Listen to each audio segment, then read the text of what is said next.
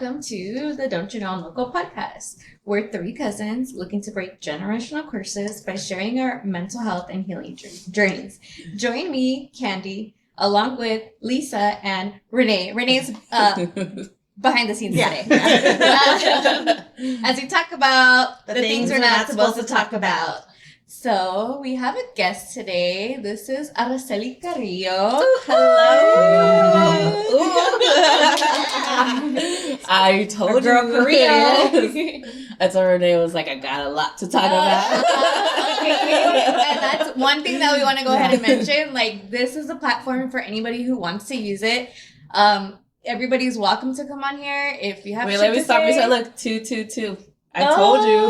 Whoa. Sorry. I didn't know I had to mention that. Oh, okay. Our grandmother comes and haunts us sometimes. Okay, so something's in here. Sorry, it's because I've been seeing 222 since I got to Vegas. Yep. So we have a special guest today. I mean, all of our guests are special. But Araceli wanted to come and share her story. And that story today is going to be military sexual assault and trauma. So, and that's kind of why Renee decided to step out, because we wanted to make it an all girls podcast, because we're all about empowering women here. Yes, we are. So let's start off today with something that you did for self-care. Lisa, you want to go first? What did I do for self-care?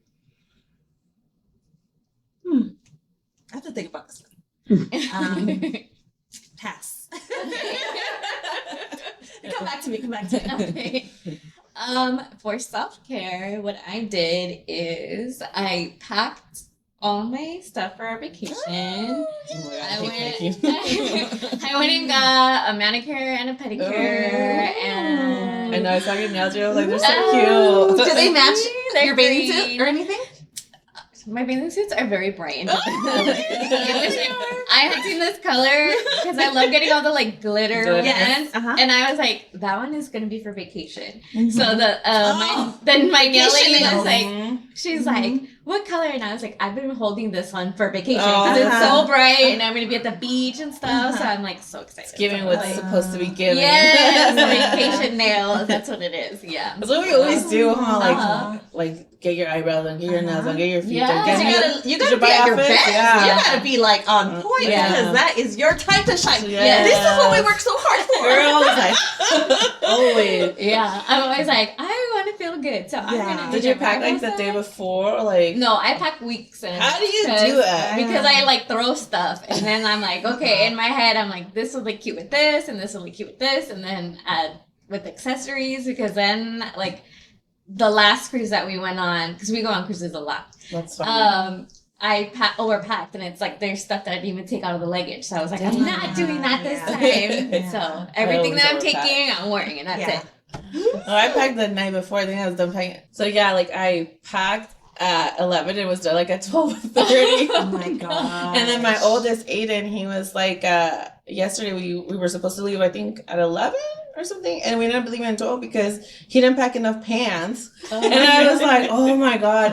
Good thing I had to wash, and then we were just waiting for it to dry, and then we're like, oh my god. Yeah. But that's why I love staying here. We have like washers, dryers. Yeah. Just pack your bag, see? Come on through. Come on through. We'll take care of you. I know. They want me to come live here. We go. Maybe. I don't know. Maybe after today or something. Finally jump ship or something. Yeah. I know. You guys always make me feel like my second home. That for sure. My second home. Nice. I know for sure every time you leave. You guys are going to Cracker Barrel tomorrow, huh? Tomorrow, Friday? Is it tomorrow? Yeah. Oh, yeah. We always. I always join them. Yeah. No matter what, I'll join them for. You join Renee and Araceli. Oh, that's fun. Yeah. It's like a tradition almost. Cracker Barrel for sure. She's like, I know, Lisa was yesterday was like, wait, what? Yeah, I'm like, wait a minute. I didn't take tomorrow off. I work tomorrow, so. I know we really planned this I may have to call whole week. You should do it. Yeah. Just say you a little hours, because we're going we're doing Crackle Barrel and Top Golf, and then we're going to M&M World and Coca-Cola World. Oh, they always do fun stuff. Always. And we live here. We don't do any of that. Well, I told my daughter, I was like, hey, like next time, like we have to put it on the calendar when they're coming because.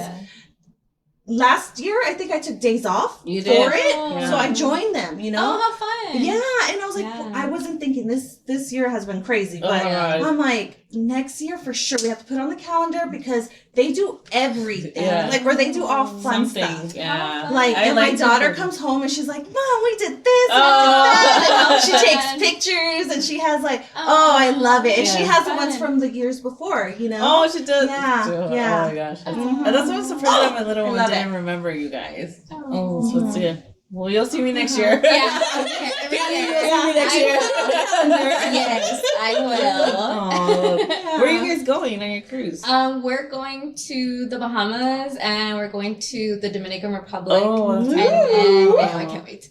And then there's 2 days at an island that the cruise line owns, and so it's 2 days, and that's like in the Bahamas too. So it's like 4 days in the Bahamas and 1 at the Dominican. That's like one thing I always want to do was a cruise, but like I don't know where. I think I was watching like Dateline or something, and they showed like a home video, and it was like it's huge. Yeah. Those ships are huge. I was like, I'm not gonna ever do that. I think it's just scary to see how big they were and stuff. Like from that perspective, right? I was like, oh my god. I was like, no. I was like, maybe I'll hold off on that. I've never been on a cruise. Me neither. Never. I'm like, Araceli, now you're gonna put fear in me again. I'm kidding. I'm kidding. My bad. This is like sorry, Cassie. like third cruise. So I'm okay. Yeah, because I'm like, I'm excited to just chill. Like we're not doing any excursions. We're just like you don't have to think. Oh, I love that. That's why I love coming here too. There's always something to do. Yeah. You know, everything's open at some point. Yeah. That's cool. That's my self-care was coming out here. Oh, okay. Yeah. It's just been so like a lot lately at home. I started a new job so I've been off work for like 10 months. Oh wow. 10 months. Like and I finally when we start working July 22nd is my first day. Too. Whoa! I know, I told you. So I feel like I'm where I'm supposed to be. You know. Yeah, and we do this every time. Mm-hmm. Every time you come, we have this conversation about, it's like meant to be. Yeah. So move already. I know. I was like yesterday we were coming back from your guys' photo shoot. I was just like, dude, this is like it just feels right. Like that's exactly what I was thinking. I was like, dude, this feels so right. And I was telling Renee, I was like, because I know it's like literally Lisa, Renee, we always have this conversation, right? Like of me saying I think it's scary because I have such a big family back in San Diego. Yeah. But then I'm like,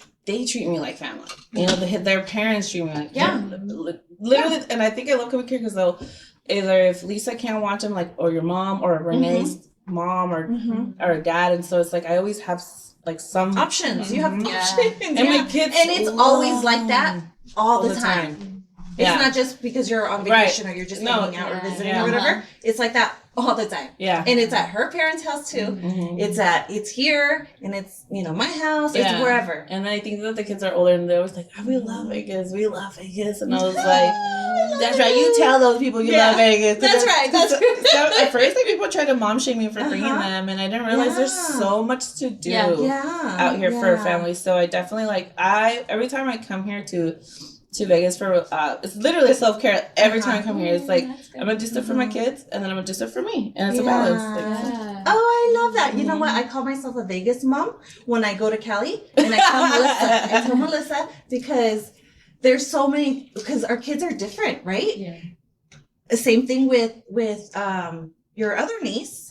She is different, right, from the Cali kids. The Cali kids are a little bit more like, I don't want to say respectful, but they're more like, if mom says no, it's no, right? And then like our Vegas kids are like, I want McDonald's at 12 o'clock at midnight, but it's like, it's an option. Yeah. And it's not that we do that. You're a wonderful mom not too. Not that we do that. Oh, thank you. Lisa's a wonderful mom. I love her. And my kids love you. Well, that makes me feel so good. Like that's the biggest compliment. Yeah. When you become a parent. Yeah. You're a great mom, Lisa. Thank Don't you for saying that. ever let anybody take that away from you. And you know what's crazy is that, like, you think otherwise. Oh, yeah. All the fucking time. Mm-hmm. Mm-hmm. All the fucking time. Yeah. You think you're doing everything wrong. Yeah. Well, that's it's like, fuck, like, I'm working my ass off. Like, how is it like, I'm just making minimum. I'm just getting by. I'm just like, and it's just like. But you can see it through your daughter, though, because she and my kids, like, and just how she is. And yesterday, I said, if I had a daughter, I want it to be like your daughter. Then that's like your parenting, like it shows, right? And so, oh my gosh, that makes me so good. Because we are so hard on each other. So I think too, especially too, like in a Latino like family. Yeah. So you don't carry any kids, right? No, I'm a dog mom. Cute little box in the whole wide world. So cute. No. Like, way too cute. I'm just a favorite. Yeah. I love that. Yeah. She's my favorite. I claimed her already. I love that. Yeah. So Araceli, wait, it says self-care. Oh, Lisa self-care. Working up past gave you enough time. Lisa. You know what? This right here is my self-care. This morning, like, I got up, I was in good spirits, like, I took my dog for a walk, like, I was, like, on point, right? And I took my time doing everything, but I didn't put too much on the table where it was impossible, and I didn't feel like, hey, like, I gotta hurry up, And I even told my daughter, I was like, hey, can you let me know at this time, right? And I even put a timer, right? So I had 2 timers going, right, with my daughter and then my phone. And then so by the time I did all that, and then I got here and everything, I was like, kind of like nervous a little bit, because like the topic and stuff, right? And but I'm so glad that I'm here right now. Yeah, me too. Like, this feels good. Like, I know we're about to talk about heavy some stuff, crazy ass shit, but it feels good. It feels good because you guys are so, like, powerful, like, wonderful, strong women. Like, you guys are just like, just being here, it feels right. Yeah. Right? Right? Yeah. It does. And that's why I was like, I've listened to you guys since day one, right? Mm-hmm. And I admire each and every. I admire Renee. I admire Lisa, and you can, like, just the way that you guys are able to articulate and express yourselves, and it does, like, you guys are doing something great, something good, and that's why I feel safe being here. Oh, thank you. And that's what we want. Like, I think between us, we've opened up about things because we create a safe space, and then it's like for me, it's like I want to make everybody feel that way. Like, stop. Stuffing this stuff down and talk about it. And I think that's one of the major reasons of why we started the podcast. And just to hear, like, feedback from you, like, for every, like, we've gotten a lot of feedback, and it's like, okay, so we are doing something here, like. I love it because it's like it feels like I'm there with you guys. Like, when I'm listening to your episode, it's like I wish that we it's great because we're older now, right? And we're able to, like, express ourselves now. And and it's like, sometimes it feels like it's just all family and cousins talking about it in the sala. Or around a bonfire. Yes! That's exactly what we want. So, so that makes us happy. And I'm sure Renee can producer over there. So and look at you guys, episode 11. Yeah, I know. It's exciting. Yeah, it is exciting. So thank you again for having me and allowing me to voice myself. Appreciate it a lot. To be here for you. Thank you. So, since we talked about that, you've listened since day one. Araceli and Renee served together in the military for how many years? So I did 6 years. Like, my whole contract was 6 years. Oh, okay. But Renee and I deployed together to Afghanistan back in 2010. Okay. So we've known each other since 2010, but we've gotten, like, close, like, within the last 4 years. Yeah, last 4 years. Oh, okay. Consider him, like, one of my best friends, like, a lot. And we, I think towards maybe the last, like when we were in Afghanistan, we worked together the last maybe 3 months. Oh, okay. Yeah, the last 3 months. And then they're here now. No, that's so cool. I'm glad that you feel safe enough to come here and talk about something, because it is something heavy. Oh, yeah. Yeah, it's been, I joined 2007, you know, and so then, but everything that happened was like in 2009, so like 2000. Really quick, before going back, you enlisted in what year? Oh, 2007. 2007. Okay. Wow. Right now? Yeah. So it's, you know how like in the National Guard, you're able to like join. So like a lot of people don't know, right? Like when you're in the National Guard, I don't know if it's active duty, but at 17 and a half, you can join if your parents sign off. And so I think my dad has some type of guilt because he signed off on it. And both my parents did, right? But that's what I wanted to do. I've always wanted to join. Good for you. Yeah. So that's so awesome. I love it. Yeah. 2007, then went to boot camp.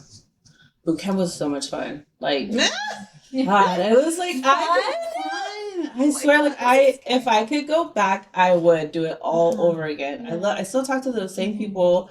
I have my drill sergeants on. Shout out to Singleton, Snyder. To have them on Facebook. They're just great. Like, God, like I had such an amazing time. Like there was times where like, what the fuck am I doing here? What the fuck did I do? Like when you're doing push-ups, right? When you're getting like smoke, you know, when you get corrective, like, what is it, corrective act or whatever? You're like, oh my God. Like, I think the only time that I ever cried was when I called home, because I would hear it, you know, but I would make people cry. They're like, dude, Carrillo, stop crying. You're making me cry. Like these grown men. I'm like, I just miss my dad. I just miss my mom, you know? And then I'm like, all right, let's get it. Like, you know? So, but it was like so much fun. It was in Fort Leonard. Where'd you go? Okay. I went to Fort Jackson. Fort Jackson? Yeah. Oh my God. Fort Leonard was, Fort Lost the Woods. Gross. Fort Lost the Woods is humidity and everything. And then, and that was just a great experience. I like graduated top of my class. Shit. I never did. On any kind of I was like top of really nothing. This is my favorite. I don't know. I was just like on top of it, fastest female in my company. Hell yeah! And I think it helped because I ran cross country, so I think that definitely helped. But still, you know, and every like you know how like so they do challenges within like different platoons. And you get a banner for every time you win, dude. Like ours was like filled. Like, we would always win stuff. Second platoon. So, yeah, at least remember like great time. It was just like a wonderful experience. The camaraderie, the people, and I think it's because you like are doing it all together, right? Like you're like part of a team. You're like camaraderie. You're like everything, you know. And if somebody gets in trouble, everybody gets in trouble. That was like the worst. And like, I remember at one point it was like the females were doing so great and the males fucked up, and all you hear is like, "Female, get the fuck out!" I'm like, "Oh, like we're like, what the fuck did we do?" Like, you know, and it turns out like if your male counterparts, I'm like, dude, we were talking so much shit to them because we had such a good streak of not getting in trouble. But like everything is just so crazy, the walks of life of everybody coming together, right? And it's like, it's just like what would you like the working class you said or something, like, you know, just like some people did it because they had no other choice, or they didn't know of another choice. And that or it's just like this was it, like they're like, I didn't do good in school, I wasn't this, I needed money, and you know, I did it because of the signing bonus, and so it's like, wow, like all these people really just said, Uncle Sam, I'm all yours, including us, you know. And so, but I was like, the cadence, same song, because everybody has the same damn story. So go ahead. I don't know, it was just, so I had a great time in boot camp. Like that was like where I felt the most camaraderie. And then you go jump into me going to point, and that's when like my story takes for a turn, like it goes dark, right? And you're just like, what happened? What happened to that camaraderie that was spoken about in boot camp by your drill sergeants and by everybody? And, you know, unfortunately, I don't have that. I do and I don't, but most of my story is more, right, dark, more how men abuse their power. Yeah. One specific man. Korea, real quick, from the time you finished your AIT to what's AIT? I'm so sorry. Your advanced training, where you're going to school for, like where you're gonna your job, right? Okay. You're gonna specialize in. Mm-hmm. Boom. Okay. Oh, there you go. HR. Dude, this is what we originally wanted to do. So I ended up being an MP. Like you know, we never did our job. Like, I don't know. But so after boot camp, like 2 weeks after, so I did boot camp I went in July and was done in December in 2007. When I got home, 2 weeks later, I got a phone call. And it was like, hey, is this Araceli Carrillo? You know, this and that. I'm like, yeah, like, hey, you know, you need to report to 6/7 on this and this, that. I don't know if you've been told, but you're deployed to Iraq. And I was like, I remember the same. I was headed to my aunt's funeral that day. No. Yeah, and I was in the living room, like trying to find what to wear and stuff, and I was just on the floor. And I was like, no, this can't be. Like, what do you mean? Like, you know, like, what do you, like, and all I could think about is, like, National Guard doesn't employ. My recruiter, right? Like, yeah, you know they deploy more than anything. Yeah.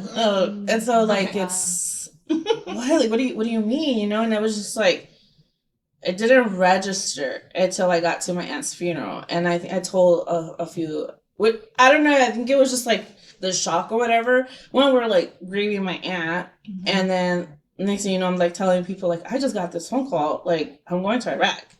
And everybody's trying to process, like, oh my God, what I just said, you know? And then I just like, it was like word vomit, like telling people. So I was in shock, you know? I'm like, and then, and then before you know it, I just ended up having like a get together in my house. And that's when I told like literally like the whole like family.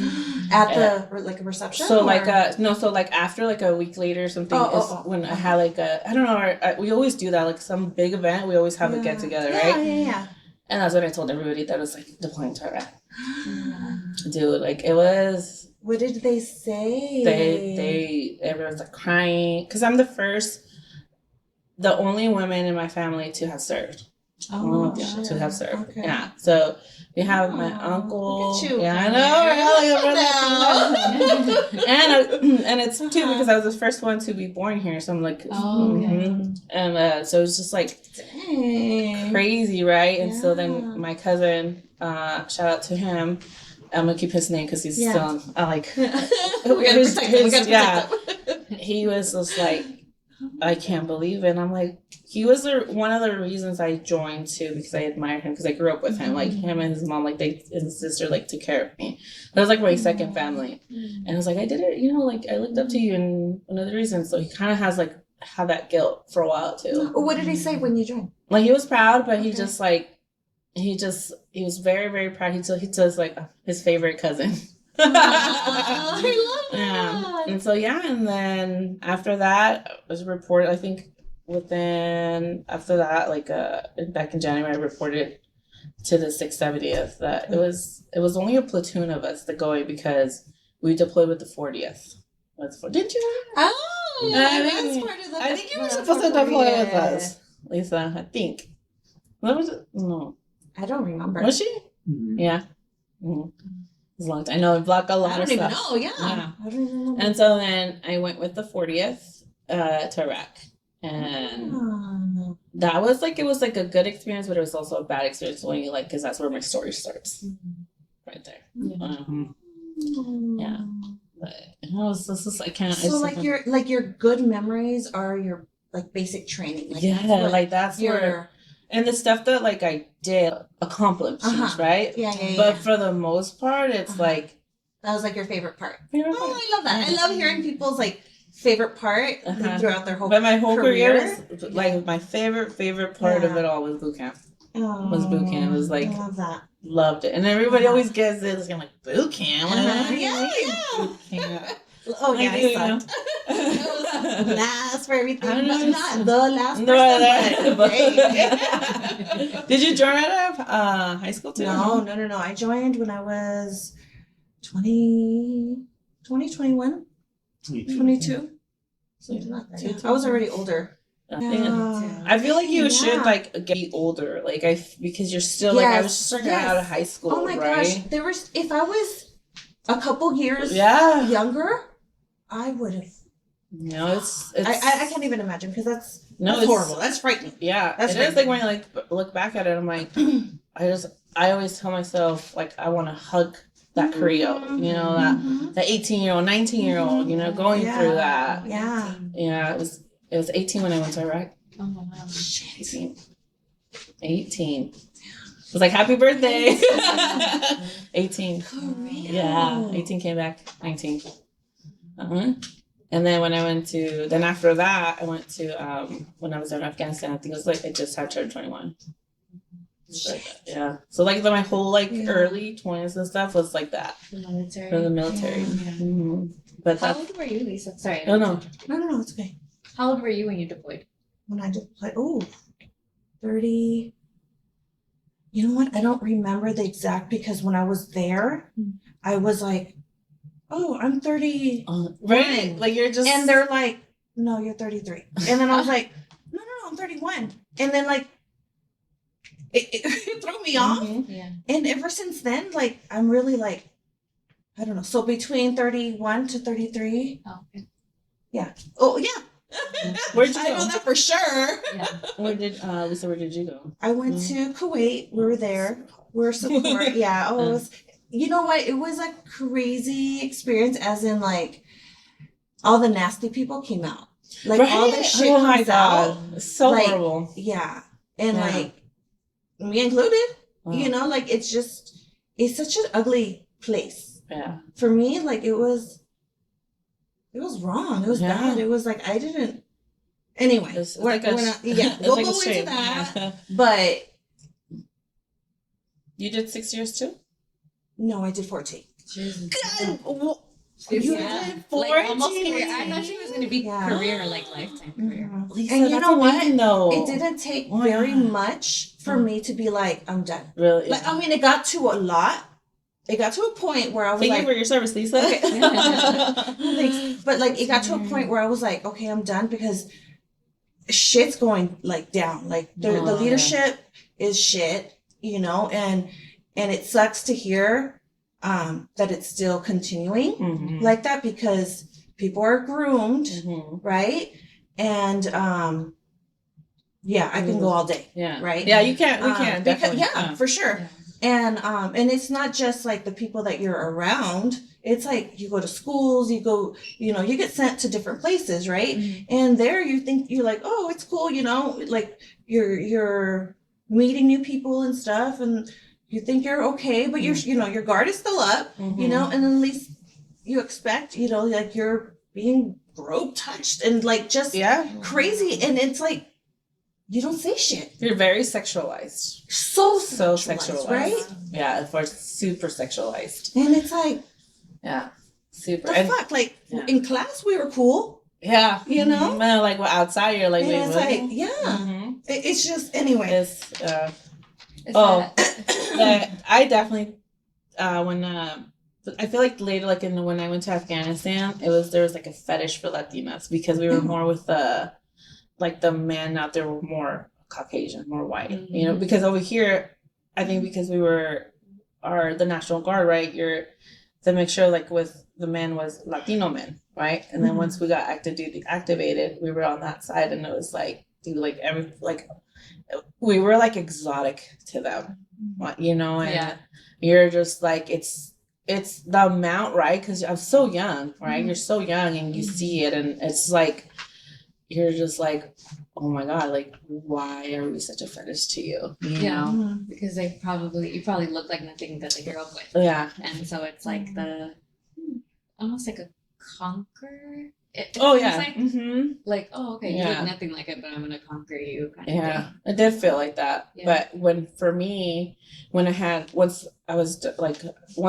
was, and that's where it started actually, when training for Iraq, was that I met the staff sergeant. I'm gonna go by Staff Sergeant C, because I didn't want to give him so much power by saying his name. Yeah. Yeah, and I felt like that was like my biggest thing was.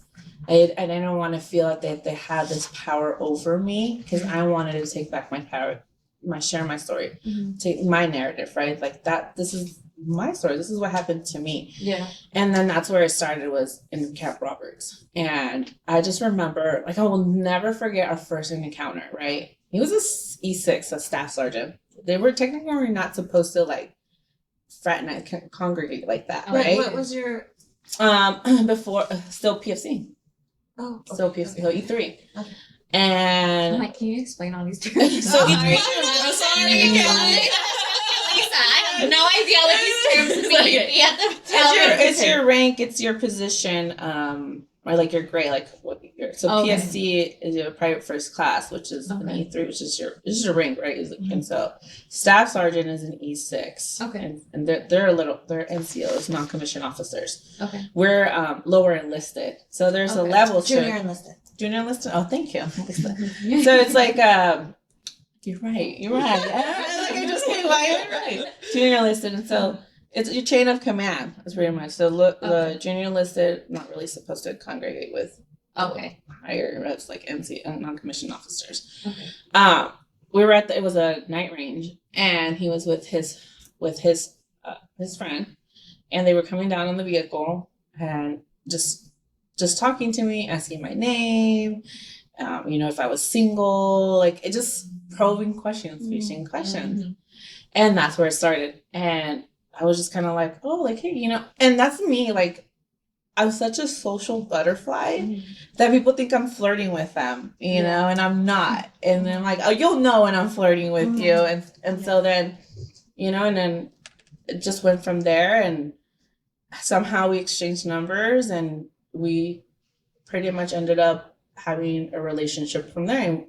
And mind you, we're training to deploy to war. Yeah. And I think I felt a sense of safety with this man, right? And I would get scared because it's like, dude, you're like an E6. And I felt like I was going to get in trouble. It's just the way that he was talking to me, right? It was like, everything's going to be okay. Everything's like, just, and I always tell people, like, he groomed me because the way that he did it was just like, I'm going to pick you and you're going to be mine. And from that point, like, just looking at like everything that happened to me, like because of him, like he ruined a lot of my experience. And so Camp Roberts is an area where we train. Okay. And that's pretty much where we started our relationship. I feel like it was we started off as friends for sure. And then it became a romantic relationship. Mind you, I was 18 and he was 28. Oh, okay. Wow. So I didn't know any better, and I didn't. No, right? not. You just absolutely no. You had nothing. And I also didn't find out his age till later on, and it's like you just looking back at everything is like because I'm so aware now, right, of like gaslighting, manipulation, and the things that were wrong, right? And I look back at it, I'm like, wow, like all the stuff he was doing. So all the stuff that he was doing, I couldn't talk to other males, right? I couldn't, and like I said, I'm a social butterfly, so I love talking to people. I love, having that human interaction is me. Like I have to have human interaction. Do you mean like in just a social, you weren't allowed to talk to other men, or like flirty? So it was pretty much both, because I can be flirty, but it was like the social butterfly me, and he would see it. Oh, okay. He would see it and he would tell me something. And his thing is like, don't talk to them because they're gonna think that you're fucking them. Right? So that was already boom. That was okay. Yeah. Don't That's talk the first thing go to. Right. The first thing. Wow. In the military is no matter who it sucks though. And that's like the worst thing is that, like how Lisa said, like I can talk to a male and it'd be like, they're fucking. They're fucking. And that's how the rumors start. Oh, okay. Yeah. And then you're like, that's not who I'm fucking though, Where?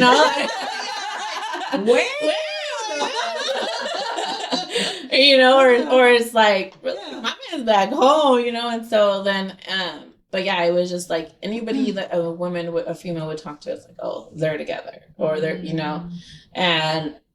but he really kept it, like, tried to keep it minimal or like when we would talk, like, I'm telling you, like, he had like sole control over me, because there'd be times where like we'd be in training and I want to go talk to him because I was already like, the way that he was He's love bombing me too, you know, love bombing, buying me this, buying me that. There was the sweet talking and stuff, and this was all during training, right? Yes, all so during it's not training. like you guys could go out on dates. It's not like you guys could. Okay, right, okay, you know. Gotcha. So how was it that you were able to interact like without anybody finding out? Sometimes it would be like when we would break off, right? Like, because there's times where you can, right? You kind of can talk to your non-commissioned officers, but it would be like at a certain like you would go up to them and you would like be at like a parade rest and stuff, and like, and you're like, oh, at ease, which means like, you know, you're at a position of like of showing respect when you're talking to them, and they say at ease so that you can relax, and then that's how it would be like we would talk like that,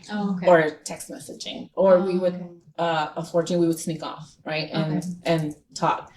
But it's like Lisa said, like you look back at it, and it's like, how did I fall in love with this like man? Well, I mean, I did because he groomed me, right? But like no dates, no nothing, and this is all during training. Again, like we're training to go to war. And this man is grooming me so that he can have something, unfortunately, out there, right? I'm sorry. Was it that his first deployment? Yes. Okay. Yeah, it was. And so then, you know, and sometimes too, we would talk and like we'd have like coffee breaks out there, like during training or whatever. And we would go over there and then he'll say something and then he'll be like, okay, I love you. And then he's like, okay, go before people start talking. So it was just so controlling, right? Like on how we interacted. And at that point, you know, and then after training, you know, once we were fine, we had like a break and he did go see me, right? We had like leave, right? Like what do they call it? It wasn't leave, but it was like a like time off. Right? Yeah, like we had like 48 hours, 72 hours or whatever. He did see me. We did go out, and that's like a night we did. But it was very secret. He is such a private man because obviously he has so much to hide, right? So leading on to like the training and then leave or whatever, we were sent off to Iraq. I did love being with the 40th. I have no problem with the 40th because the 40th was who did that to me, right? In my unit, right? And I love the people in the 40th. It was this man, Staff Sergeant C. So once we were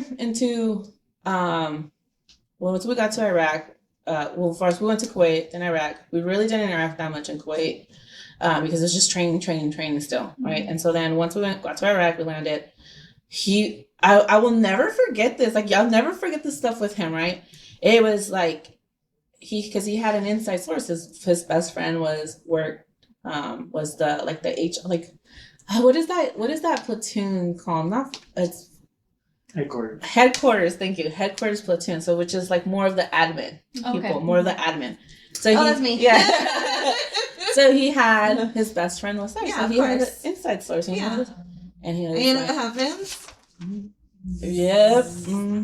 Right. Yeah. And he was a high ranking person. So that's his best friend looking out for him. And he found out that I was rooming with somebody. And he's like, you need to go figure out, and you need to go room with this person. We need to figure this out. And the reason why is so that we could interact with each other, right? Spend the night or, you know, do all that.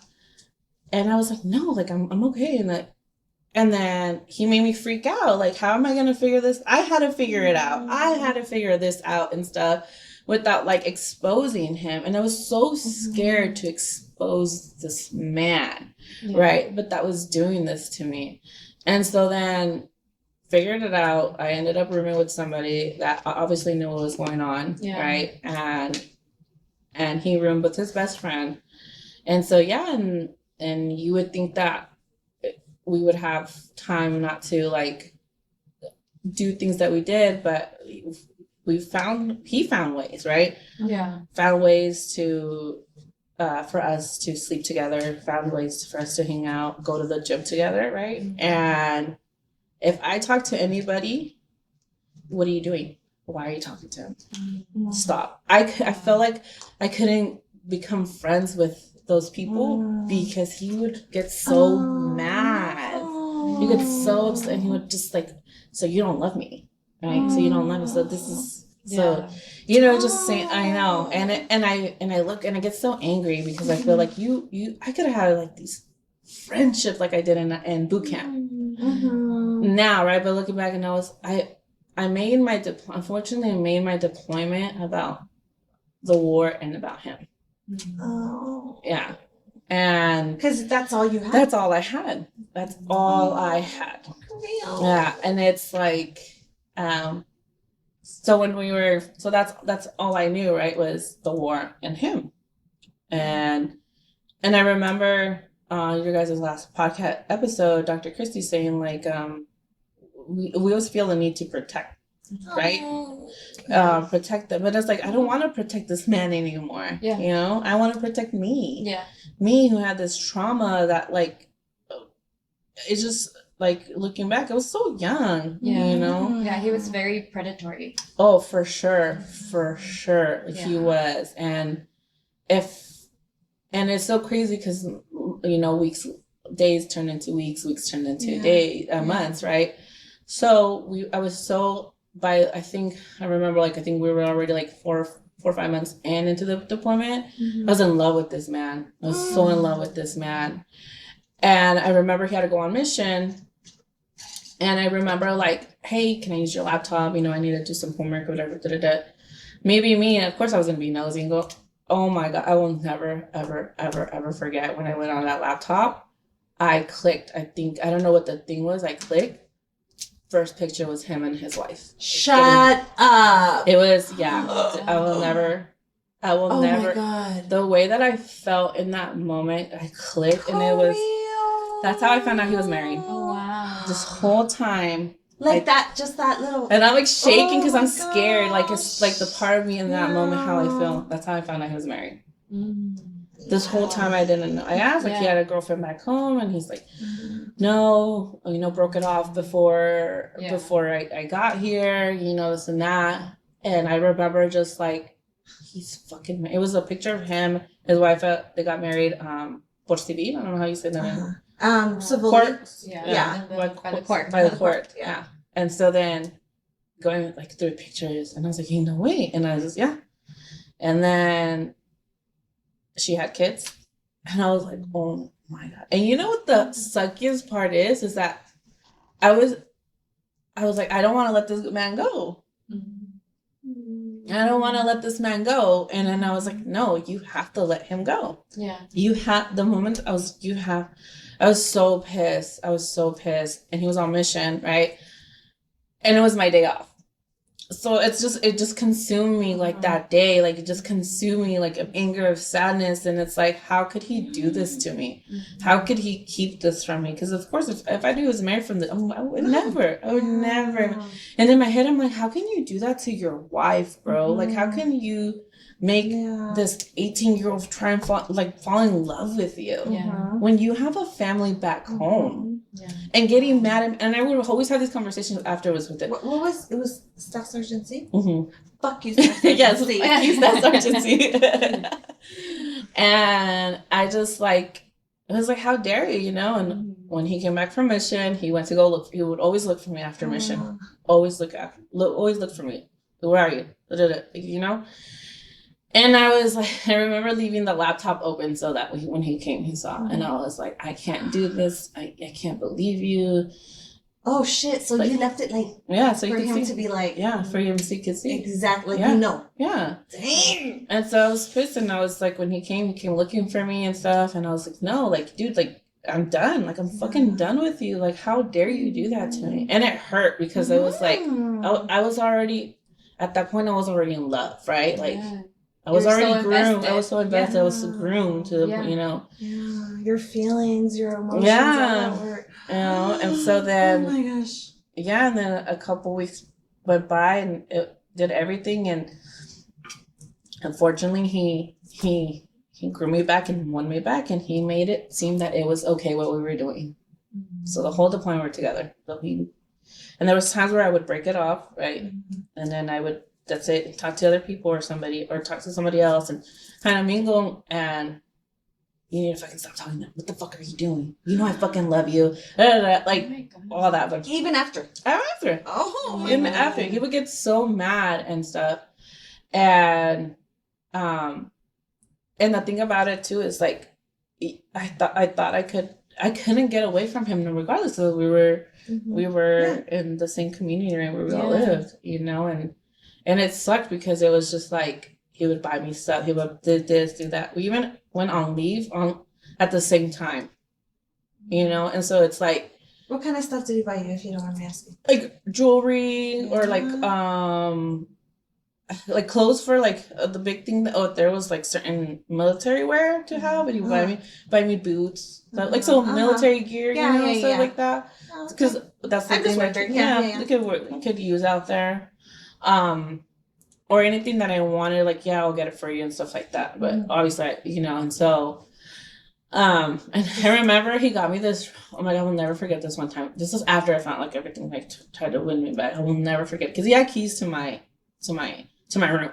And so I will never forget this, is that he had bought me like this outfit, this uniform that I wanted. Like they were like the cool ones. Like it was like you remember those, I think they were like fire retardant, where like they were like long sleeve here, and then like really like, I don't know, what is it like they felt the cloth. It was like it was super gray, and all it had was like camouflage right here, right? And everybody wanted them, and you had the patches on the side. Well, maybe I don't know what you're talking about. No, I forgot the name of them, but like he got me a few of those pants. They were like not the uniform, but they were still in regulation. And my boots, and got a ring, and then the ring he had engraved. Remember? Mi changuito. That was my nickname to him. His little changuito.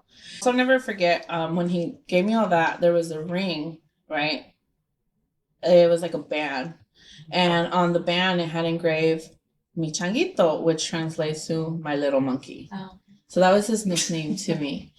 And that's pretty much his name. Yeah. And it was like, dude, you're like 28, bro. I'm 18.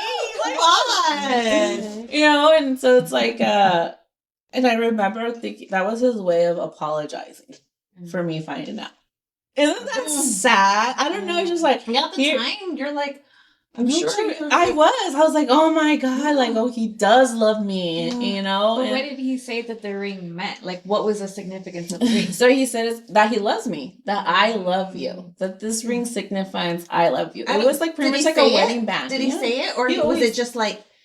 No, and that's what it meant. So no, afterwards, right? And he wrote a letter. He wrote a letter. So it's like, I'm telling you, like, this man really do you still have it? No, I wish. Dang. I do have pictures. That would have been fun to read it. I remember telling Renee though that you can't deny this, because I could just fucking pop in, charge a laptop, and I can bring out pictures. No. So that's what I'm saying. Yeah, we're not gonna do all that, but I'm just saying it's like, because it was always like his biggest thing was deny. If anybody asks about us, deny, right? Deny. And so I was like, there's no denying that, but because I prove, like, and so then, so that was his thing. And I asked him, and he's like, I just want you to see, like, that I do love you, and this is hard for me just as it is for you. Oh my gosh, poor thing. Right? Like he acted like he was a victim in all of this. And so then, and then after a while, it was just like, so then we went on, like, it was just on, right? It was just a lot of back and forth, because I had so much issues, like, in my head, knowing that it was wrong. It was wrong what we were doing. But this man made it seem like what we were doing was okay. Right? That it was okay. And that I was safe, right? Yeah. And that. And so then afterwards, like, we went on leave, and we went to New York, like, I'm telling you, we went on leave around the same time so that we could, see each other. We ended up going to New York together, and then, it's like you guys met there? Yeah, we met there. He went first, and then I went, but and again, do you know how I ended up having the leave? I had to, again, his friend in headquarters, right? Figured out who had leave around the same time as him, and was like, we'll change him. So they did everything that they could so that me and him could, like, that's how much, like, I couldn't even go home without, like, seeing him, that's right? Nuts. And he told me, he's like, you better not be out there fucking other people. Oh my god! But you can go back to your wife, my guy. Like, fuck you, And so then it was like, so he I got leave around the same time as him, so we could see each other. And he would randomly text me and then be like, no, that's it. Like, and it just sucked, because, like, I remember I was like, I'm done. Like, I was like, I'm done. I'm with this. And And I was like mentally, and then I remember then afterwards, and I feel so bad because after I decided on leave, like this was it, you know, my sister hated him too. Like my sisters knew. Shout out to my sisters, Hey, Ruby and hey Elia. girl. Hey. They were like my rock, you know, during both deployments, right? Mm-hmm. And so then she hated him. She fucking hated his ass so bad because he went to see me too at home, my house and stuff, pick me up, and she knew everything that was going on, and it was so hard for her to really like be the sister because I was so like you said, Kenny, it was so invested, so invested, right? Yeah. And so then. Yeah, we got, so when I decided during leave for me to like end things, I ended up talking to somebody else. It was great. It was such a healthy relationship, single for, you know, such a healthy relationship, you know, and I told him about Staff Sergeant C. And it was like, you know, and I'm protecting his name, but I feel like, cause he's already married, so I'm protecting that individual that was so caring to me. And it was like, he would tell me like, because he would call me by my first name. That's when he told me, he's like, he's the one that introduced me to the word grooming. He's like, he's grooming you. And I'm like, what? Like, what is that? He's like, no, he's manipulating, he's using you. Like, you need to see that. Like, that's not good for you, you know? And he's married. And I was like, well, but he loves me, you know? And I was still protecting him. Yeah. After everything, right? Like, I still like had like, how dare you talk about him like that, you know? But that's how like I fucking fuck him, because it was like, dude, that's how much he was in my head, and just brainwashed you. Yeah, for sure had brainwashed me. And so afterwards, you know, because we were in the same unit with that guy, and then we went back to Iraq, and he ended up finding out that I started talking to somebody new. Oh my God, all hell broke loose. All fucking hell broke loose. They almost fought. Like, he almost wanted to fight him. Like, and he almost... God, and how stupid. And then that's like stupid. Like, bro, like, you're come on. Like, you're over here. Like, we're all here fighting a fucking war. You're over here, like... dumb, dude. And so, like, I remember, too, like, they ended up, like... There was a time where there was alcohol served. Like, we were able to get, like, beer or whatever. Like, I don't know. It's, like, this big thing. Again, I'll never forget this. Because you can't drink out there, by the way. Oh, yeah. You'll get in trouble. Yeah. Yeah. And so then they had gotten, like, alcohol or whatever. And I guess he found out. He already found out. He got so mad. I will never, ever forget this. Because this was at a time where we're like going back and we were going out. It so sucks. Because we're out here trying to find a word, and we're like here in this relationship going back and forth, right? But that's where your mind was at. Yeah, you know, and stuff. And so then, I'm just thankful that I was able, as soon as I went outside the wire, I was like, what do you mean by the wire? Oh, so the wire means like we're inside the base. Okay, the base. The base, and when we say outside the wire, you know, you're leaving. Okay, the base. You're outside. Yeah, you're out. I never left the base. Never. Okay. Yeah, you're leaving the base. Okay. And so then I was able to be locked in and focused. But as soon as I came in and back inside the wire, you're like, where is he? Like, oh my God, you know, like I felt like I had to report to him. Yeah. Every single time. And so then... Wait, I'm sorry. Was he part of your chain of command? At all? At all. Mm-mm. Ew! Yeah, he was in a different platoon. Oh my God. And he was able to get away with all that? I don't know how he did it. I don't know how he got, like... Wow. Yeah. I don't know. Can you explain He knows that? People. He knows people. Because everything is so, like, regulated. Like, you can't just walk with someone, right? Like you had to have a battle buddy, which is like your part, like a friend, like, you know, but of the same sex. Oh, okay. Yeah, like as a protection, like a battle buddy. Yeah. Like yeah. Oh, okay. But what did you say about Kenny? Just to explain why is it so hard for you to say, because he wasn't even in the same, you said platoon? We were the same unit, but he was a different platoon. Right, like not in the same like chain of command, like her leadership, her leader, right? Like her supervisor. Like her supervisor. You know, like we have chain, right? But normally, like you have to work through your chain of command. Like you can't just go out of your other, if it's like somebody else. I would report to other supervisors, to my supervisor that where I was going. I don't know. I don't know how we did. I think because he was E6. I think because of his rank. Oh, Okay. I think that's the only thing that because of his rank. Of why he was able to. Wow. Well, he got like you away go through like your squad leader. Like that's where, like it's broken down. Like Team. Yeah. So I you know, to like be able to.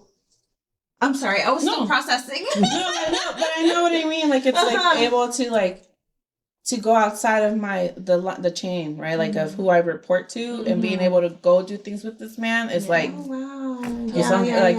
not. I gotcha. I don't know. I think the only thing I can think of is his rank.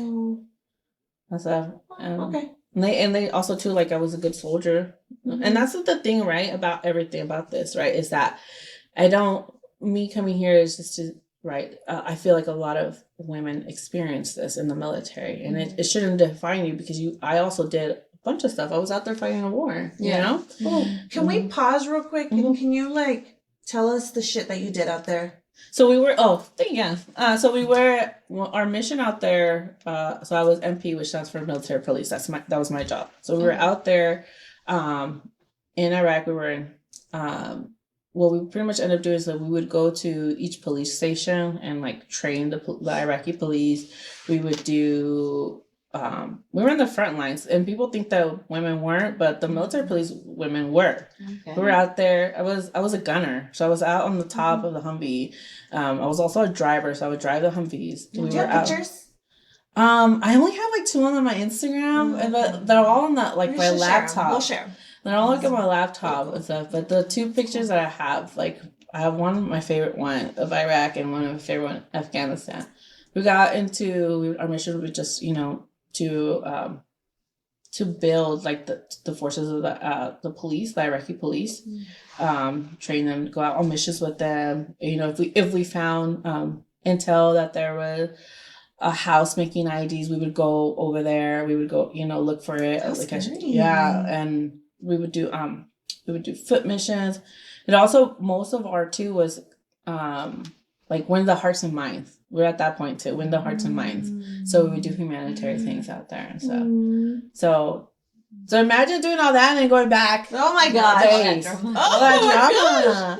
But it got worse on my second deployment. But yeah, and then we were, once this was like doing that mission and then coming back. And then after that, the mission was pretty much over, like towards the end. And so it was, back to the, like when they were drinking, right? Mm-hmm. And I'll never forget, he went to my room and he's like, I can't fucking believe you. And boom, just like, what the fuck? Like was so, that was the first time he ever put his hand on me. Mm-hmm. He just like was mad because I was like dating somebody else or something, or like talking to somebody. He's like, I can't fucking, while we were together, he's like, I can't fucking believe you. And just, hell. I was like, what? And at that point too, like we were like pretty loud that people were coming out to see what was going on. Because we were going back and forth, like, screaming. Oh my gosh. Like he didn't care, like nothing. Because he was drunk. Oh shit. What did everybody say? And it was just... How embarrassing. It was just like, people would just come out. Not for you. No. And people would come out and then would just... And I'm like, dude, like, stop. And then I remember, like, we were like... He left. And I was like, no, fuck this. Like, you're not about to fucking just shove your hand in my fucking face. Yeah. So I went to go look for him. See, look at that. Like, I'm like, go look for him and talk to him. And I was like, I dare you, like on the lot, like I'm like, girl, boy, like, it's like register what he did. And then I was just like, how fucking dare you, like, and I went to go look for him and I just started like, fuck you, like, how dare you, like, you're fucking married, like, like exposing him out loud and stuff. Oh my god. So I'm pretty sure people heard, did you hear? Or were you there? No, he wasn't there for this. Oh, okay. And so yeah, and then we're back, but dude, it was just chaos because I wanted to enjoy that deployment in the sense of getting close to people, getting, doing, and I did, I went on mission. You were 18 years old. Yeah. 18, 19 to 19 after the mission was over. But yeah. Regardless. Right straight out of high school. Yeah. Processing what's going on, But he was so worried. And then towards the end, close towards another deployment too, they wanted to send me off. I think I'm trying to remember because again, like I blocked a lot. Like I blocked a lot from this so that I wouldn't go. Because once I started thinking, go deep in this hole, right? But I remember they wanted to send me with I think it was first platoon. They were in a different base, right? I don't know if they were trying to do that because they kind of were already seeing what was kind of going on between us, or if they just needed someone, right? Guess what he did? You need to figure out how you need to stay. What? I felt that was my sign from God to go away from this man. And but I love him, And I remember getting it. I remember when my sergeant, my actual supervisor, came to tell me, like, hey, you're going to go. I'm like, no, I'm not. And I'm here, like, first of all, you don't yell at your supervisor, right? I was like a little brat, I was like, no, I'm not going. Like, no, I'm staying. Like, how dare you guys? Like, why would you not protect me? But that was me because he wanted me to stay. Yeah. He wanted me to stay. And it's like, I did stay. And then that's, I ended up staying. Somebody another sergeant ended up going in my place. But I felt like had I gone, I would have escaped because he was there on my second deployment to Afghanistan. Wow. And that's... How the hell? Yeah, because he also... Yeah. So it's like... So then we were done. I stayed and that was it. And it was like... That was it. Like, nothing. Yeah. I did see him once after, like, the deployment was over. But it was like... He figured out I was at Los Alamitos. And he came to see me. And you know what he did? He just had sex with me and left. I will never forget this. Like, that was it. And like, like in my head.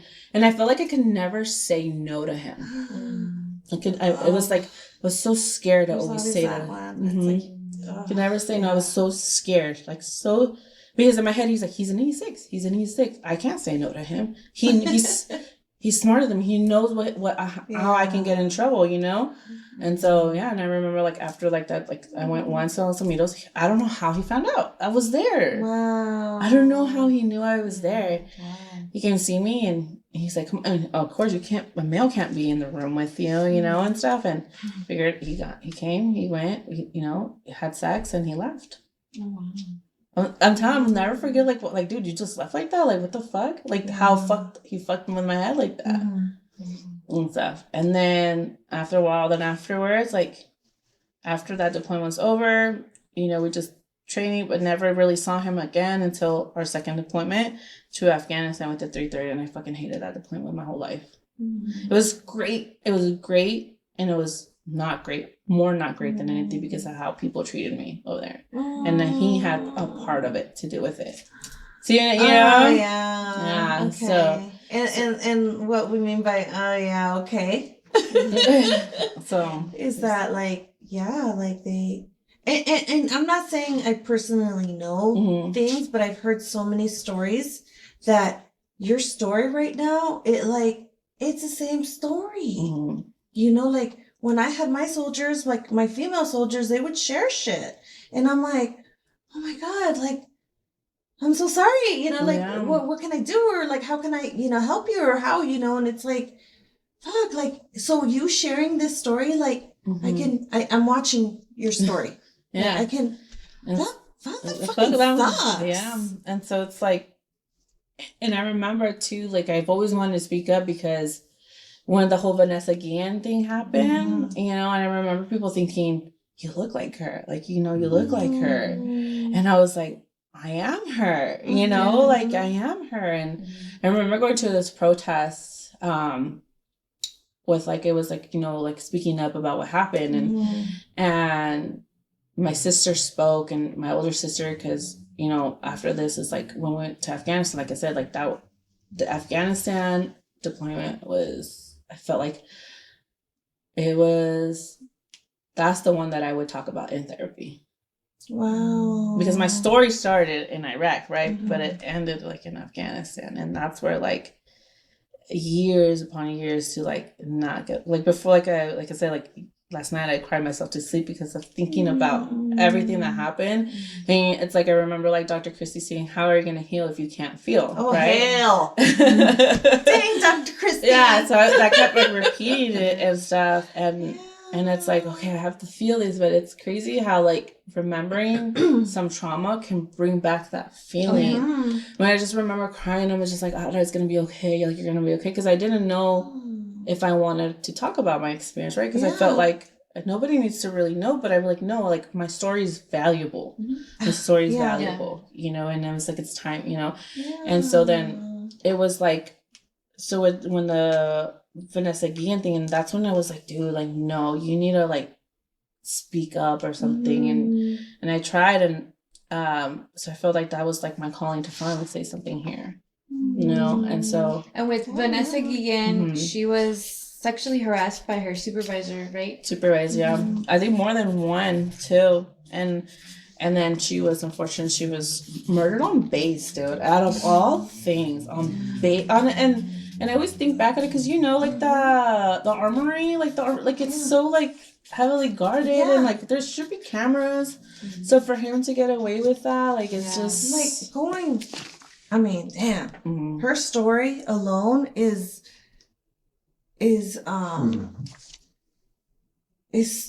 like everybody's story, right? Like all the women that, you know, do the hashtag I am Vanessa Guillen, you know, like when I saw that, like at first I was like, oh fuck, here we go with this. Like it's kind of like it's the norm. Like it wasn't surprising. Right? How many people came out, or like just just her story in general. Oh yeah, like just her story in general is so like, oh yeah, like you report it, but it's gonna go to their buddies. It's not going. That's anywhere, how he got away with right? it, you know? Like, because you know somebody. It's all about who you know, right? What is the good old boys? The good old boys. Yeah, for sure, for sure. Yeah. And it ruins. And that's why so many women are scared to speak up, right, in the military, because they don't believe you. Yeah. Or they're like, or they already have this narrative about you, like, oh, you're a fucking whore, you're a fucking bitch, why are we gonna help you? Which is sad, because it's like, isn't that what you're supposed to do, is protect me, be my battle buddy? Like, you know how this fucker is. He's your buddy. Like, you're just as guilty, you know, because you know what kind of predator he is. Yeah. And you're fucking 18. And you're letting it happen. You know, it's the same story, right? Yeah. So like, and men abusing their power. How are you protecting him? Yeah, exactly. Men who abuse their power, and so then when like the whole, like you said, like when Vanessa Guillen, like I was like, dude, like just reminded me of my story, and especially like everything that you go through, right? Like I'm telling you, Afghanistan was like the worst for me, because this is how people were so ruthless, so mean. Like they used me as a scapegoat to hide what they were doing, right? I was like, well, you're already tainted. Like pretty much I was already tainted in a way, right? So it's like, well, let's pin it on her so we can get away with what we're doing and stuff, you know? And so then, like it's just, the whole thing with Vanessa Guillen was also empowering, right? To see, because I remember thinking how her mom, right? Thank you. Yes. Oh, I love that. The fact that she told her mom, because you don't tell your. My mom knows nothing, and she's like the one that warned me and said, "Hey, it's a man's army, right? You're gonna experience shit like." Yeah. It's almost like not like a no-brainer, but like a no-brainer, right? And occupational hazard. Remember when? Oh yeah, Dr. Christie had said when you join the military, there's occupational hazards, and it's like brain injuries and PTSD. Like in going into this, that's going to be one of the things that you experience. But sexual assault is not one of them. No, but it's so common. It's so common to like you know, and it's like you just. Yeah, it's so triggering, right? It's so like it's infuriating to know that these men are supposed to be there to be your confidants, to be your leaders, and they're the ones abusing that. So were there not women in like leadership that you could have talked to that would have helped, or are they also But it's the same. They're in the same as well? thing. Yeah. There was, in Iraq that I can think of, there wasn't no like superior, like there was, but I was just so scared to speak up. And I totally understand that. But I'm just saying in general. There probably could have, but I feel there were some that I could have, and there's some that you couldn't because they were also doing the same thing. Oh, okay. Mm-hmm. Yeah, and so not the same thing of them being predators, but being in an entanglement. So with women in there, it was like they were also entangled in it too. Some were, and some I just felt that I could have talked to them, but I was just so scared of him. Yeah. I experienced very strong leaders that were females that if they could, they would change it all, right? Mm-hmm. But it always goes back to who's on top. Yeah. Right? Who's the next, like, and the way I saw it was like women they're working so hard. Like my girls, like they're working so hard. They have to work twice as hard, right? And they kick ass, and they like they're the shit, right? Kick ass, take names. Yeah, and it's like they can only make so many waves because they're not gonna advance. You know, like it's all part of the nasty cycle. Yeah, right. That's it. The nasty cycle. And yeah, like I've had so many like.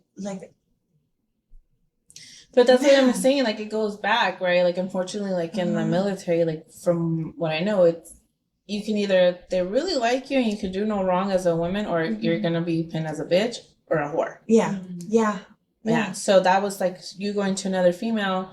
Right, like if I gone to somebody and she would advocate for me, she would get pretty much like blacklisted and be like, "You're a fucking bitch." Like no, you know. So it's like Lisa said, it's that it goes back to who's on top and the good old boy system. You know that nasty cycle. Yeah, because you can scream all day, "Hey, I was, you know, this and this and that," and it's like, oh, okay. But what are you doing? You know, like what did you do to? You know, like, exactly. Yeah. And so a lot of things that I love like all the people that I deployed. Like I said, my first deployment, but the second one is like, and so like that leads, you know, and I remember like when Vanessa Guillen happened, right? And I would tell within my sisters, like we would tell like what would happen, like because me being in the military is like I remember telling my sisters like, would you guys fight for me like this? They're like, fuck yes, like you know, no questions. Fight for you till this day, right? And oh my god, and it's like when I went to Afghanistan, it was like there was a lot, right? Like it was. I remember like when we first started training, we were fine, right? And he was going with us. He was in the same platoon as me, right? And I thought we was done with it, but it was. I feel like he found somebody else, right? Because he wasn't as like towards me, right? Like you know, like finding me or whatever. There was times that he did try that he was finding me and stuff, but not as much as like the first deployment, right? And so then like I would write letters to my older sister about what was going on with me, because at one point in the deployment I wanted to commit suicide. And I had the gun to my head. Like, and that's how bad. Yeah. And that's how bad. And don't people realize, like, what they did to me in that moment, right? And I don't want to give them so much power. I don't want to give you that power, right? But it's the way that I felt like nobody was protecting me. Nobody was there for me. It was like, had I committed suicide, I feel like they would have covered it up, hands down. And I remember like writing my sister letters of everything that happens, right? So she has letters of like everything that's going on with me, I would write. Why? It's because I felt, had I committed suicide, there's proof of what was going on. Names, dates. Dang, cover your ass. Yeah. You know? And I remember my sister telling me like, had I not ran into you, I felt like you would have committed suicide. Because that was like a release. Yeah. I was like, I was able to write everything, like how I'm talking to you guys, like I was able to write everything that was going on to me. Like, because that was like my, like, you're not going to get away with it, you know, and stuff. And I just remember like the stuff that happened to me in Afghanistan was like, you know, people, I don't even know, because I like, it was just like, you're such a whore, you know, you're such a slut, and I can't believe, but like, I'm like, but I'm not, like, even like I had said, like I was more worried about what was going inside the wire than outside the wire, right? I was more worried about what's happening on base and what, like, that they were like out here trying to fight an enemy, the common enemy, right? And you're out here, guys, making me the enemy. Like, what am I doing? Yeah. Why are you guys using me? Like, just fucking, I was in the trenches, you know, and I remember like when I was going to therapy, like my therapist trying to like get what happened, because a lot of my trauma happened from this one man and the stuff how people treated me in Afghanistan, right? And it's like my therapist like kept like trying, and I'm like, no, like, you know, just I had this wall for the longest time because there was so much shame, and like I didn't want to tell people I was in the military, right? Because I thought, you know what happened to me, you know my story, you know, and it's scary because it's my story to tell, right? And so then like I remember like it was just like the stuff that people were saying, and then that's when we had like because, you know, it was just like that was like I felt like I had like a scarlet letter when I was there. And it was just so crazy because I would like I said, I would go talk to some guy, like just, you know, like buddies or whatever, and rumor fly, she's fucking him, we saw them fucking, and I'm like, what the fuck? Like, you know, I'm over here so like processing what happened to me, like with Staff Sergeant C and stuff, and, you know, everyone's out here saying this, and I just couldn't escape that like that label for the longest time. I'm sorry. You know, and that's why for the longest time I did not want to say I went to Iraq, and there's so much shame and it shouldn't, because there was so much missions that we were out there patrolling for patrols, you know, like regular patrols, clearing houses, you know, like Can you share really quick that story that you were telling? Oh yeah, so I don't know. I'm not pointing at anything. My little notes here. The story about the mission that we did. So, and that was like the thing. Like we did so much in Afghanistan, right? And I want to like embrace that, right? So there was a mission that we did back in February in 2011. We made history. It was a Shura. So Shura, that's a gathering, and it's a very traditional way to solve problems with elders and key leaders. But the reason why this was so popular was because it was for all-female leaders, key leaders, right? And on top of that, the people on point for that mission was an all-female military team. Okay. And that's rare to have, right? Like rare. We did have, shout out to, I asked one of the, shout out to the Charlie Company, the 181 Infantry 1st Platoon for providing outer security for us. I love them, man. I love them. They were awesome. And so we went in and we did that, and we were security for them because no males are allowed to be in presence of the female Afghanistan people. So we did that. We led, and we got a NAM, which is rare to get. So it's like one of the highest in the Marine Corps. That's only for them. So imagine, because they're in the same branch, right? The Navy and the Marines, and we ended up getting that. That's so badass. Yeah. Like, I hate that this man took something so like prideful and something so badass that you did and tainted your experience. Because to me, those missions and those things that you did were like a great achievement, and they're, you know, those are things that you should share, and that should overpower the story of what happened to you, because it's like, no, you can't. He can't take that away from you. Yeah. And it's like, no, you did all this badass stuff. You've got this medal, and it's like, fuck you, because you know, like that big should fuck be you.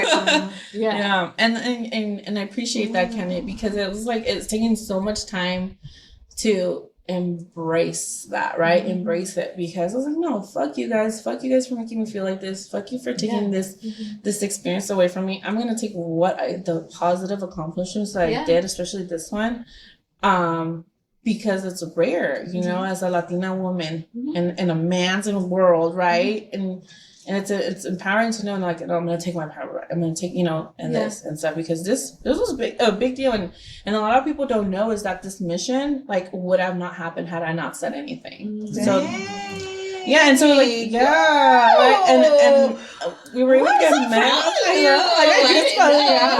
Yeah. So it's like, so I remember like the Charlie company, that first platoon, the infantry people that I shouted out, they came to the base that Renee and I were at, and they were providing security for I think it was like a 3-star general or something. And we were just like talking to them. We were providing I forgot who I was with, but we were roving around, so walking around the outer base, and we met up with them and we started talking. And I just casually had mentioned to one of the sergeants, like, hey, if you ever need, because they do missions and stuff, and they had mentioned that they couldn't search women because the males cannot search women out there, right, at all, right? Or they can't even interact. And I had to casually mention, like, hey, like, if you guys ever need like one of us MPs, you know, to place women out there to help you, like, let us know. I honestly just kind of said it to say, I didn't think anything like of a it. hookup, huh? Yeah, like, you know. And you didn't think of, because at that time I was already an E4, which is specialist on my rank, and so I didn't think like a little E4 could make it, you know, a difference. And they're like, yeah, you know what? They're like, we never thought about it, because it's so rare to have women out in the front lines like that, right? And I feel like the only a lot of women that were out in the front line were MPs. And so that sergeant was like, you know what? Yeah, dude, we want to do this mission, but there's no women. We don't have any women and stuff. I was like, you know, I'll take it to my chain of command.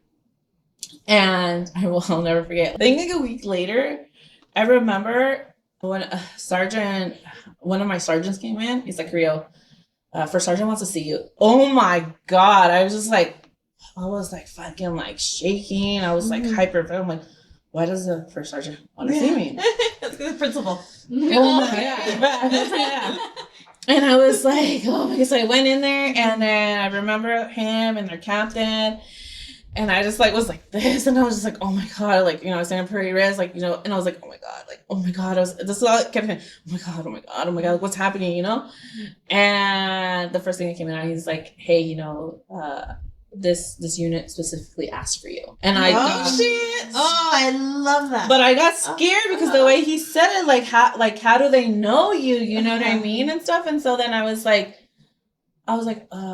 First Sergeant, what do you mean? And he's like, yeah, like, you know, they've been wanting to do this mission, which was the SURE mission, for a long time. Shout out to Major Reed, who made it possible too. She been trying to find a unit or something, I don't know, because she couldn't.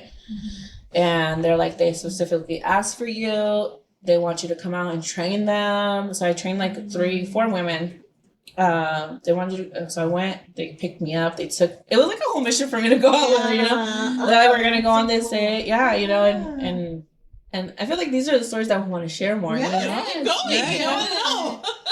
And so then I just remember, like, they're like, you know, they want you're gonna go out there for a whole week, and you're gonna train them, you guys are gonna, I was pretty much part of the planning of that. You were very detrimental to this mission. Yes, I was. Wow. And so they took me, the squad took me out. My squad was just like the 12 people that we have. And they took me out to their base and started training them, went over the mission, this and that. It was part of the planning. So you were the only one training them? Yes, I was the only one.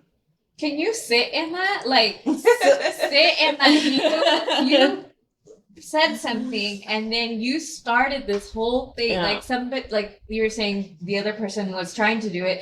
You got the ball rolling on it, and you executed this mission, and then you ended up with a medal. And it's like, this is your story. Like, you know, this is what you need to, you know. And I still have the article of it, like, saved on my phone, because I always, when I feel a certain way, I'm like, nope, this is an article? Oh, we could probably add it to the links and stuff.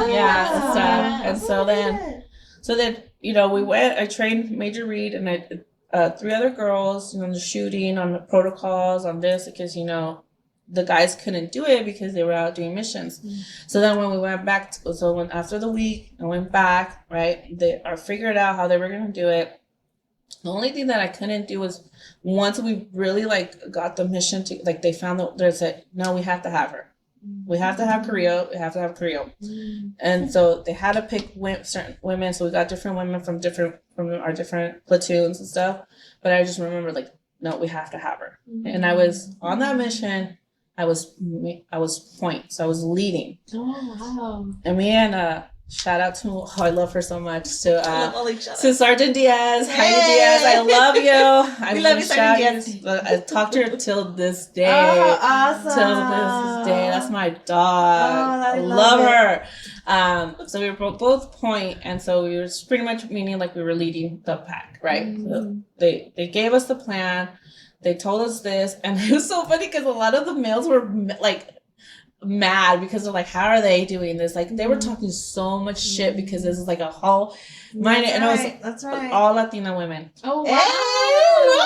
That's so badass. Yeah. Oh, I love it. I'll share. I have a picture of that too. Oh my gosh, yes. All Latinas. Share all of these. Yeah. Oh, I get goosebumps. Yeah. I love that. I know. And so when they but it was so funny because a lot of the males were pissed. They're like, how the fuck are they doing this? Like, why are they doing this? And it's because of me. Because I said something. Yeah. You know, and so then, then we exit, you know, then once everything, you know, they got the okay from way more up. They came, we did a game plan. We got on that Chinook and we rolled out and did our mission and, you know, point everything and it's successful and that's how we got our medal. Wow. And that's cool. one of my favorite, like. Yeah. That's your story. Fuck it. Yeah. I love that. I love that.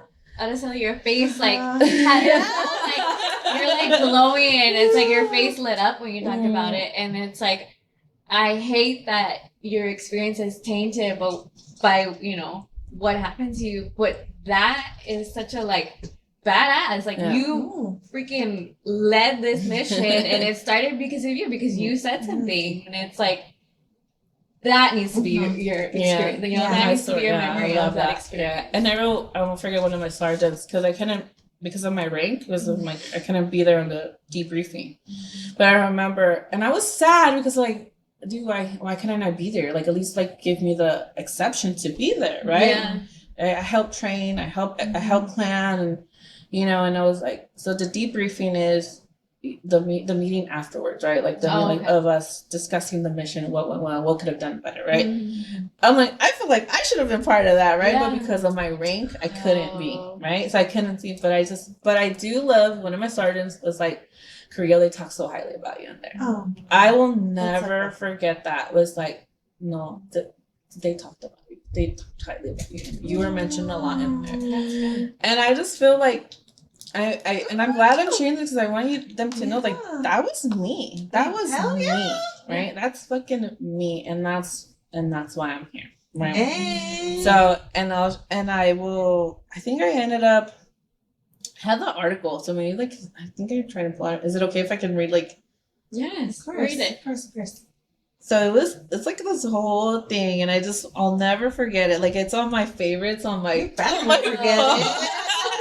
To me, honestly, it feels like you took your power back by completing this mission and doing this, because it was like you were like trapped. It felt like under the thumb of that guy, and it was like, no, you were the one who led this whole mission. Like, because of you, everything went into motion, and it was like you took back your power, you know, by making this your experience, you know, and that's just so like. So cool to me that you know? And I feel like it's to the women, I'm so proud of you guys because we executed so well, and it's just, again, like the Latina, you know, doing that, and it's rare to have that part of history. And unfortunately, you're not gonna hear the story, right? And that was like, I remember telling my sisters, like, you don't hear nothing like this, and I think it's more too like, it's like how lower, like the junior enlisted I was, right? And how the story came and stuff. And if you don't talk about it, you don't know, like, these little missions, these not little, these big missions, right? These big missions and stuff. And so then That's like one of my favorite, and I still have that. And it's just so funny because I remember like people like were so mad, and it's like, why can't you guys be proud of us? Like your girls did that, your your battles did that, right? And so on this article, they had interviewed 2 of us, and obviously I was one of them, and that's that. To be part of that PSD team, the females had to be on top of their game. For U.S. Army Specialist Araceli Carrillo of San Diego, California, who served as point for the PSD 330th and B Company, the mission was different from any other she'd undertaken in the 10 months she's been deployed to Afghanistan. Being picked as point meant her team felt safe enough with her in that role. And then I had said the sure is important so that people know, not just our Afghans, but Americans too, that women are coming up and that they do have rights, meaning the rights that the Afghani women have rights, and that they are important and have a role in society. So it says to prepare for the mission, her team trained on how to keep their VIP safe, on how to move as a unit. Although it was the first time they had done an all-female mission, she said the training was not much different than preparation she received back home and in basic as an MP. It is important that the mission was conducted by females because the Afghan women feel more comfortable with us, Carrillo said. This way they weren't intimidated by males. It says a lesson learned. And it just continues. I'm just so proud. You know? Yes, and like, be proud of yourself. And like you guys said, like it's right. Like this is gonna be my story. Like this is gonna be my story. You're changing your narrative. You know, you're changing your story. And I love that you guys allowed me to do that. Yes. So thank you. That was all you. We just gave you the mic. Okay, the mic and the camera. For sure. But that makes me so happy that you can change it. Something that was so terrible, and so you changed it, and I feel like you didn't get to yell out to everybody, this badass mission that you did, like, an all woman, all Latina, like, that's important. That's important. Oh my gosh. That's cool. Yeah. You should be proud of yourself. Like, that all was you. All of it. You're the one that started that. Like, and that's so cool. Like, wow. Yeah. I mean, you're right. Like, I just... See, it was meant for me to come. Yeah. I appreciate you guys so much, a lot, and I feel great. I feel like now I can finally move forward with this new narrative. Yes. Oh my God, that's so much I gotta say. Oh my God, I'm gonna cry. Oh my God, that's so awesome. That's so awesome. I love it. I'm so glad. I'm so glad that you're. You changed it. You're like, fuck that. No, you're taking charge of your life. Yeah. And I'm glad that you found therapy and that you're on the better end of things. And it's like, that was how many years ago was that? Oh my God, 12 years. Well, first, since 2008. Shit, that's too long. 16 years? Yeah. Oh my God. Yeah. Everything happened. 16 years, and now you're changing it. Yeah. Now you have a new story to tell. I love that. Oh, I love that. All right. Well, we're going to close out this episode with that on a high note, okay? Proud of Araceli, okay? Another woman that serves. Badass, yeah. Another woman that serving. Okay? Yes. Thank and you. shout out to all the women who are serving out there, Yes. okay? Maybe use this to... Yeah, that's true. I hope that my story touches somebody to know that you're not alone. Advocate for yourself and advocate, because at the end of the day, you are your biggest advocate. And looking back I wish I did it sooner, but it's never too late. No, never. It's never too late. You're changing your story now. And you can always take your power back and always change the narrative. Yes. Girl, I'm listening to you. Yes. Yeah. Oh my gosh. Well, thank you so much for being here. Thank you for telling your story and feeling safe to be here. It's beautiful, and it's the way it is, and I'm so proud of you. So proud of you. Thank you. Good. Thank you. You're a good woman. Thank you. Was it time to cry? On that note, thank you for joining us. If you are in need of any medical assistance, please contact your local provider. If you are having thoughts of suicide, please call the National Suicide Hotline at 988. In case of emergency, call 911. See you next week as we talk about The things we're not supposed to talk about. Bye. Oh, happy 4th of July. Yay! 4th of July!